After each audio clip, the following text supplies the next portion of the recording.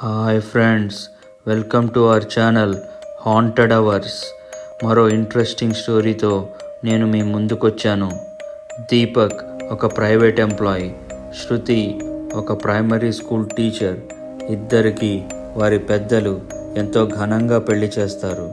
దీపక్ ఇంకా శృతి చాలా హ్యాపీగా వాళ్ళ న్యూ లైఫ్ స్టార్ట్ చేస్తారు. వాళ్ళది అరేంజ్ మ్యారేజ్ అయినా ఎంతో ఇష్టంగా ఆనందంగా జీవిస్తారు. వాళ్ళకి పెళ్ళి అవడంతో దీపక్ ఒక ఇల్లు కోసం వెతుకుతాడు. చాలా రోజులకి దీపక్కి ఒక ఇల్లు తక్కువ రెంట్లో మంచి సెంటర్లో దొరుకుతుంది. దీపక్ ఇంకా శృతి ఆ ఇంటికి షిఫ్ట్ అవుతారు. అలా రోజులు గడుస్తూ ఉంటాయి. శృతి ఒకరోజు టీవీ చూస్తూ ఉండగా ఎవరో డోర్ బెల్ కొడతారు. ఎవరై ఉంటారు అని డోర్ ఓపెన్ చేస్తుంది. ఒక ఆవిడ ఇలా అంటుంది, అమ్మా, మీకు పని అమ్మ ఏమైనా కావాలా? అప్పుడు శృతి, వద్దు అమ్మా, మేము ఇద్దరమే ఉంటాం, మాకు ఏ పని అమ్మాయి వద్దు అని చెప్తుంది. అప్పుడు ఆవిడ ఇల్లు అంతా తేడాగా చూసి, ఈ ఇంట్లో ఎలాగమ్మా ఉంటున్నారు? అసలు మీకు ఈ ఇంటి గురించి ఏమైనా తెలుసా? ఎవరూ చెప్పలేదా అని అడుగుతుంది. అప్పుడు శృతి, ఏమైంది ఈ ఇంటికి? ఎందుకు అలా కంగారు పడుతున్నావు? ఏమి లేదు అమ్మా, నేను పోతున్నా, మీరు జాగ్రత్త అని చెప్పి వెళ్ళిపోతుంది. శృతికి అసలు ఏమీ అర్థం కాదు, ఆవిడ దేని గురించి మాట్లాడుతోందో అని. అలా సాయంత్రం అవుతుంది. చాలా టైర్డ్ అయ్యి ఇంటికి వస్తాడు దీపక్. భోజనం చేశాక శృతి దీపక్ని ఇలా అడుగుతుంది, ఈ ఇంట్లో ఏదో అయ్యిందంట. మార్నింగ్ ఒక ఆవిడ వచ్చి ఏదో చెప్తోంది, నీకేమైనా తెలుసా? అవునా? ఎవరు ఆవిడ? ఏమైందంట ఈ ఇంటికి అని అడుగుతాడు. ఆవిడ ఏం చెప్పలేదు, ఆవిడ పని అమ్మాయి, ఏమైనా పని ఉందా అని అడగటానికి వచ్చింది. అప్పుడు దీపక్ అంటాడు, ఆవిడ మాటలేం పట్టించుకోకు, పద వెళ్ళి పడుకుందాం, మళ్ళీ రేపు మార్నింగ్ నేను త్వరగా వెళ్ళాలి ఆఫీస్కి. సరే అని చెప్పి ఇద్దరు వెళ్ళి పడుకుంటారు. ఒకరోజు రాత్రి 1:30, 2 గంటల సమయంలో ఏవో ఏడుపులు అరుపులు వినిపిస్తాయి శృతికి. ఏంటి ఈ టైంలో ఎవరు ఏడుస్తున్నారు అని చూస్తుంది. అక్కడ ఎవ్వరూ ఉండరు, కానీ ఏడుపులు మాత్రం చాలా గట్టిగా క్లియర్గా వినిపిస్తాయి. ఏంటి ఈ సౌండ్స్ నాకే వినిపిస్తున్నాయి? దీపక్కి ఈ సౌండ్స్తో ఎలా నిద్రపడుతోంది అని దీపక్ దగ్గరికి వెళ్ళి, దీపు దీపు అని పిలుస్తుంది. ఏంటి శృతి అని చిరాగ్గా నిద్రమబ్బుతో అడుగుతాడు దీపక్. ఎవరో చాలా గట్టిగా ఏడుస్తున్నారు, అరుస్తున్నారు, నీకు వినిపించట్లేదా? ఎవరు ఏడుస్తారు ఈ టైంలో? అంతా నీ హాలుసినేషన్, ఏమైనా హారర్ పిక్చర్ చూసావా అని అంటాడు. ఛీ, అదేం లేదు, ఐఎమ్ సీరియస్, నాకు చాలా క్లియర్గా వినిపిస్తున్నాయి. దీపక్కి మాత్రం అవేమీ వినిపించవు. శృతి, నువ్వు ఏదో విని ఏదో అనుకుంటున్నావు, ప్లీజ్ పడుకుందాం, మళ్ళీ రేపు మార్నింగే ఆఫీస్కి వెళ్ళాలి అని పడుకుంటాడు. కానీ శృతికి మాత్రం ఎంతో అనీజీగా ఎవరో అరుస్తున్నట్టు ఏడుస్తున్నట్టుగానే అనిపిస్తుంది. అలా మార్నింగ్ అవుతుంది. మార్నింగ్ అలా ఏం సౌండ్స్ ఉండవు. నైట్ నిద్రలేకపోవడంతో చాలా హెడేక్ వస్తుంది శృతికి. ట్యాబ్లెట్ వేసుకుని పడుకుంటుంది. దీపక్ ఆఫీస్కి వెళ్తూ, శృతి ఏం ఆలోచించకు, రాత్రంతా అసలు నువ్వు పడుకోలేదు అనుకుంటా, ఇప్పుడైనా బాగా రెస్ట్ తీసుకో, ఓకేనా? డోర్ వేసుకో, బాయ్ అని చెప్పి ఆఫీస్కి వెళ్ళిపోతాడు. దీపక్ వెళ్ళగానే మెల్లిగా శృతికి నిద్ర పట్టేస్తుంది. అలా పడుకున్న కొంచెం సేపటికి ఎవరో తలుపులు దడదడ అని కొట్టినట్టు సౌండ్ వినిపిస్తాయి. ఉలిక్కిపడి లేచి ఎవరు అని చూస్తుంది. డోర్ తీసి చూసేసరికి వాటర్ క్యాన్ మేడం అని అంటాడు. చాలా కోపంతో శృతి, కొంచెం మెల్లగా డోర్ కొట్టు బాబు అని అంటుంది. కానీ నేను డోర్ కొట్టేలోపే మీరు డోర్ ఓపెన్ చేసేసారు మేడం అని చెప్తాడు. అవునా?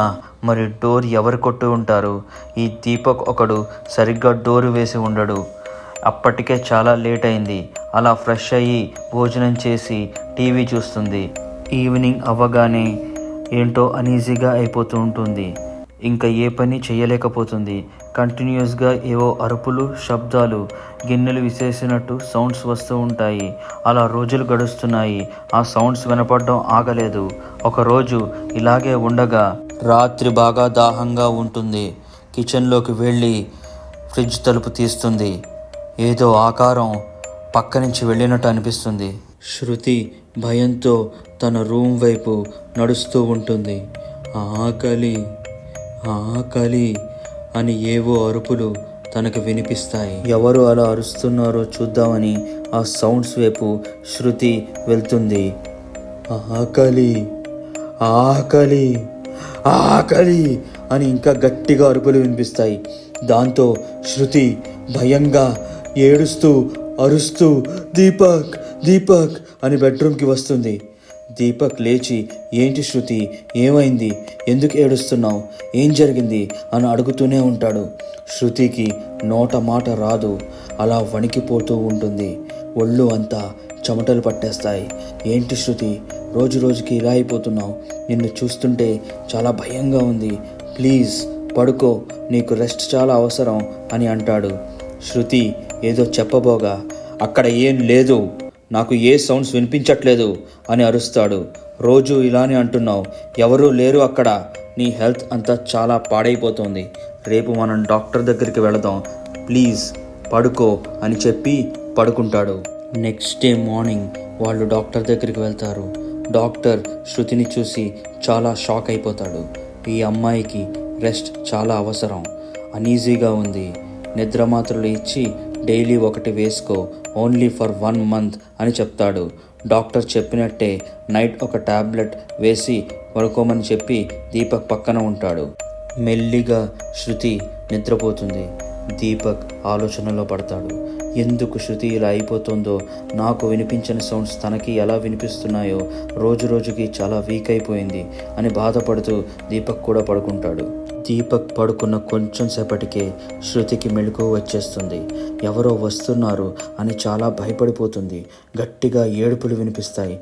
కంగారుగా దీపక్ని లేపుతుంది. అలా మళ్ళీ శృతికి సౌండ్స్ వినిపిస్తూనే ఉంటాయి. అలా తను చాలా డిటేరేట్ అయిపోయి ఒకరోజు దీపక్ వచ్చే టైంకి తను రిస్ట్ కట్ చేసుకుని పడిపోయి ఉంటుంది. అది చూసి దీపక్ కంగారుగా హాస్పిటల్కి తీసుకువెళ్లే లోపే శృతి చనిపోతుంది. శృతిని సర్ప్రైజ్ చేద్దామని వాళ్ళ పేరెంట్స్ని కూడా తీసుకొస్తాడు దీపక్. శృతి ఇలా అయిపోయిన దాన్ని చూసి వాళ్ళ పేరెంట్స్ దీపక్ ఎంతగానో ఏడుస్తారు. అలా డేస్ గడుస్తుంటాయి. దీపక్ ఆ ఇంటిని వికెట్ చేయకుండా అక్కడే ఉంటాడు. దీపక్ అసలు శృతిని మర్చిపోలేడు. ఇలా ఉంటుంది. ఒకరోజు అర్ధరాత్రి 1:30, 2 గంటల సమయంలో ఎవరో ఏడుస్తున్నట్టు దీపక్కి వినిపిస్తుంది. ఎవరు ఈ టైంలో అని చూస్తాడు. అక్కడ ఎవ్వరూ ఉండరు. ఇలా రోజు జరుగుతూనే ఉంటుంది. అరుపులు ఏడుపులు ఎక్కువైపోతాయి. అప్పుడు దీపక్కి అర్థమవుతుంది శృతి ఎందుకు సౌండ్స్ వినిపిస్తున్నాయో అని అనేదో. ఫస్ట్లో దీపక్ పెద్దగా భయపడకపోయినా తర్వాత చాలా సివియర్ అయిపోతాయి ఆ సౌండ్స్. ఒకరోజు దీపక్ని ఎవరో చంపేస్తున్నట్టు ఫీల్ అవుతాడు. నైట్ అయితే చాలా డోర్స్ విండోస్ టపటపా కొట్టుకునేవి. చాలా రోజుల నుంచి దీపక్ ఫోన్ చెయ్యకపోవడంతో దీపక్ తల్లిదండ్రులు అతన్ని చూద్దామని వస్తారు. తలుపులు లాక్ వేయడంతో ఎంతసేపు డోర్ కొట్టినా తీయడు దీపక్. ఇలా కాదు అని ఆ అపార్ట్మెంట్ వాళ్ళ సహాయంతో డోర్ని బ్రేక్ చేస్తారు. దీపక్ ఉరి వేసుకుని చనిపోతాడు. అతను చాలా బలహీనంగా అయిపోతాడు. వాళ్ళ తల్లిదండ్రులు దీపక్ని తీసుకుని ఆ హౌస్ వదిలి వెళ్ళిపోతారు. చాలా రోజులైనా ఆ ఇంటికి ఎవ్వరూ రారు. అలా ఎంటీగానే ఉంటుంది. ఆ ఏడుపులు అరుపులు అసలు ఆగవు. పక్కింటి వాళ్ళకు కూడా విపరీతంగా వినిపించడంతో వాళ్ళు కూడా వాళ్ళ ఇల్లుని వికెట్ చేసి వెళ్ళిపోతారు.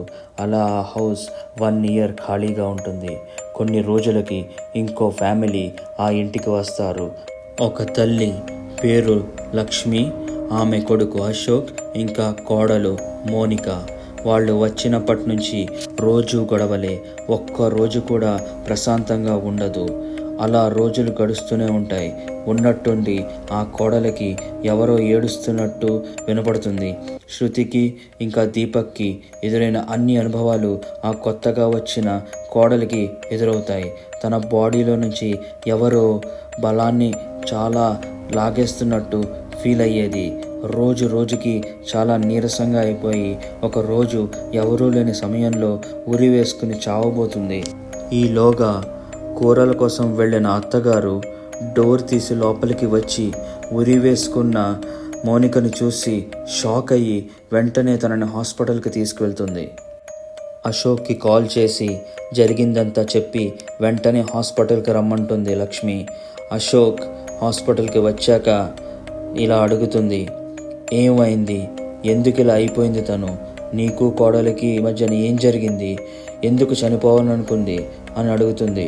కానీ అశోక్ దగ్గర సమాధానాలు ఉండవు. సరే, నేను ఇంటికి వెళ్ళి ఏమైనా వండి తెస్తాను అని చెప్పి ఇంటికి వెళ్తుంది. ఎందుకు ఈ అమ్మాయి ఇలా చేసింది అని ఆలోచనలో పడుతుంది. ఈ ఇంటికి వచ్చినప్పటి నుంచి ఏదో ఒక సమస్య అని అనుకుంటూ వాళ్ళ అపార్ట్మెంట్లోకి వెళ్తుండగా ఒక ముసలావిడ కనిపించి, ఆ ఫ్లాట్లో ఉండకండి, చాలా ప్రమాదకరం అని అంటుంది. అప్పుడు లక్ష్మి ఆ ముసలావిడితో, అమ్మ అసలు ఆ ఇంట్లో ఏం జరిగింది అని అడుగుతుంది. అప్పుడు ఆ ముసలావిడ 15 సంవత్సరాల క్రితం ఒక ఆవిడ వాళ్ళ కొడుకు కోడలితో ఆ ఇంట్లో ఉండేది. ఆ కొడుకు కోడలు ఆ తల్లిని చాలా హీనంగా చూసేవారు. సరిగ్గా తిండి పెట్టేవారు కాదు. ఆవిడ చేత చాలా పనులు చేయించేవారు. ఆవిడకు సరైన వైద్యం చేయించకపోగా కొడుకు తన తల్లిని ఒక్కదాన్నే వదిలేసి అతను భార్యను తీసుకుని లండన్కి వెళ్ళిపోయాడు. పాపం ఆ తల్లి తిండి నిద్ర లేక సరైన వైద్యం దొరకక ఆ మంచం మీదే ఆకలితో బాధపడుతూ చనిపోతుంది. నెక్స్ట్ డే కేర్ టేకర్ చూసి వాళ్ళ అబ్బాయికి ఫోన్ చేస్తే కనీసం కడ తెరచడానికి కూడా ఆ కసాయికుడుకు రాడు. ఇక్కడ ఉన్న కొందరు కలిసి ఆవిడకి అంత్యక్రియలు జరిపించారు. ఆవిడ చనిపోయిన కొన్ని రోజులకి ఆ ఇల్లుని ఎవరికో అమ్మేస్తాడు. అలా రోజులు గడిచాక ఆ ఇంట్లో ఏవో శబ్దాలు వస్తాయని, ఎవరో గట్టిగా ఏడుస్తున్నారని ఇంటికి అందరికీ వచ్చిన వాళ్ళు చెప్పేవారు. ఆ ఇంటికి వచ్చిన చాలామంది ఆత్మహత్య చేసుకుని చనిపోయేవారు. అలా ఎందుకు ఆత్మహత్యలు చేసుకుని చనిపోతున్నారో ఎవ్వరికీ అర్థమయ్యేది కాదు. అందుకే ఆ ఇంటికి చాలా ఏళ్ల వరకు ఎవరు అద్దెకి రాలేదు. ఇది అంతా విన్న అత్తగారికి ఆ ఇంటికి వెళ్ళాలంటే చాలా భయం వేస్తుంది. కానీ అలాగే వెళ్ళి కొడుకుకి ఇంకా కోడలికి కొంచెం వండి హాస్పిటల్కి వెళ్తుంది. హాస్పిటల్లో తన కోడలు బాగానే ఉంది అని, ఆమె ఇంటికి తీసుకువెళ్ళొచ్చు అని డాక్టర్ చెప్తుంది. కానీ అత్తగారు మాత్రం చాలా భయపడి ఆ ఫ్లాట్కి వెళ్ళొద్దు అని జరిగిందంతా అశోక్కి ఇంకా మోనికకి చెప్తుంది. అప్పుడు మోనిక, అవును అత్తయ్య గారు, మీరు చెప్పినట్టే నాకు జరిగేవి, చాలా భయపడ్డాను అని చెప్తుంది. సరేలే, ఇంటికి వెళ్ళి అన్నీ సర్దుకుందాం, వేరే ఇల్లు దొరికే వరకు ఏ హోటల్లోనే ఉందాం అంటాడు అశోక్. సరే అని వాళ్ళు ఆ ఇంటికి వెళ్ళి అన్నీ సర్దుతారు. 2 రోజులకి మళ్ళీ మోనిక కళ్ళు తిరిగి పడిపోతుంది. సమయానికి అశోక్ కూడా ఇంట్లో ఉండడు. లక్ష్మి కంగారు పడుతూ మోనికని హాస్పిటల్కి తీసుకువెళ్తుంది. అశోక్ టెన్షన్తో హాస్పిటల్కి వచ్చి లక్ష్మితో, మళ్ళీ ఏమైందమ్మా అని అడుగుతాడు.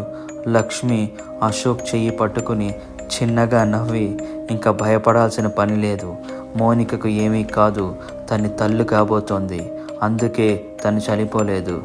అశోక్ చాలా హ్యాపీగా ఫీల్ అవుతాడు. లక్ష్మి అశోక్తో, నువ్వు లేవని మోనిక తరఫున నేను ఈ ఫామ్స్లో సంతకం చేశాను, అందులో ఏం ఫిల్ చేయాలో నాకు తెలియదు, నువ్వు చూసుకో, నేను మోనిక దగ్గరే ఉంటాను అని అంటుంది. అశోక్ ఆ ఫామ్స్ ఫిల్ చేస్తుండగా సంతకం చూసి షాక్ అవుతాడు. సంతకంలో ఉన్న పేరు పార్వతి. మా కంటెంట్ మీకు నచ్చినట్టయితే please like, share and subscribe to our channel. Notifications కోసం బెల్ ఐకాన్ని ప్రెస్ చేయడం మర్చిపోకండి. Thank you.